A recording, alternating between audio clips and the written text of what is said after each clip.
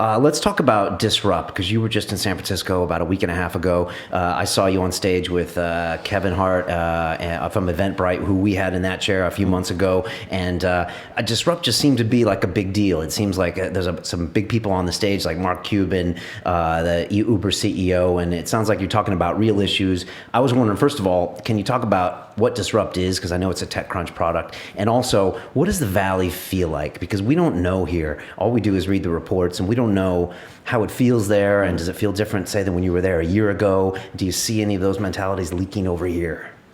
I think, well, because of what I do, and since I've been working for TechCrunch, and since, I was freelancing in 2006, and I fully came on board in 2007, that over the years, Europe has got much more of European entrepreneurs have had a much more of a Silicon Valley mindset, shall we say, basically move fast, break things, throw up minimum viable products, if that's not too jargony, and just to see, throw things against the wall and see what sticks. And we definitely took on that culture.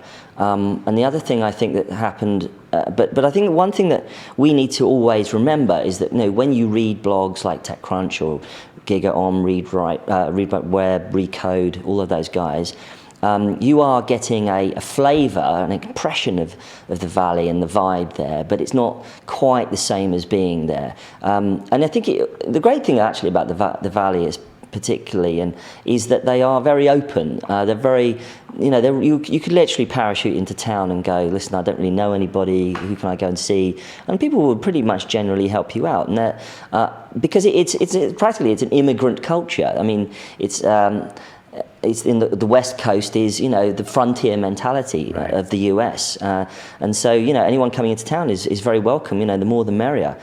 It's much smaller, it's also a much smaller city than you realize.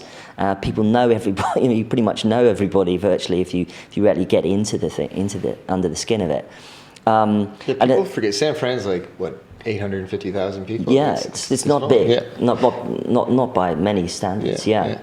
But of course, the interesting thing about it, of course, is, as we all know, is this high concentration of people in the technology industry. And literally, I was in Dolores Park just before Disrupt, and just chilling out with some beers with some people at a barbecue, and all around me, practically could hear people talking about what they were working on, or what they were going to launch, or who they were raising money from.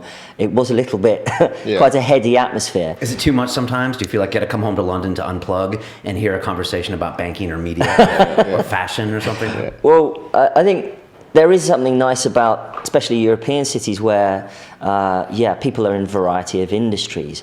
There's something heady and exciting about being in a city which is very dominated by one industry like technology, and if that's what you're in. And of course, I know people who literally just, they've got to get away from it all. A friend of mine, an entrepreneur in San Francisco, was going out with another entrepreneur, and it all got too much to him, and he ended that relationship and went out with somebody who wasn't in tech at all, somebody in the art world, and so just so that he could, decompress in a different way. Perhaps that's one of the reasons why Burning Man has become so popular. Is it's a way for these people to decompress and not talk about technology whatsoever. Right, for a week.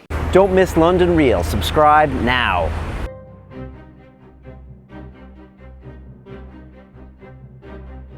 How can anybody sign up, publish an event, and start selling tickets in a matter of minutes?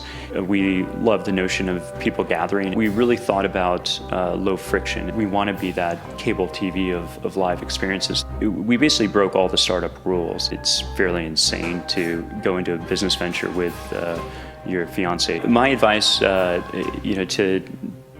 to any 20-year-old or fledgling entrepreneur is to not listen to their parents. Do something really incredible.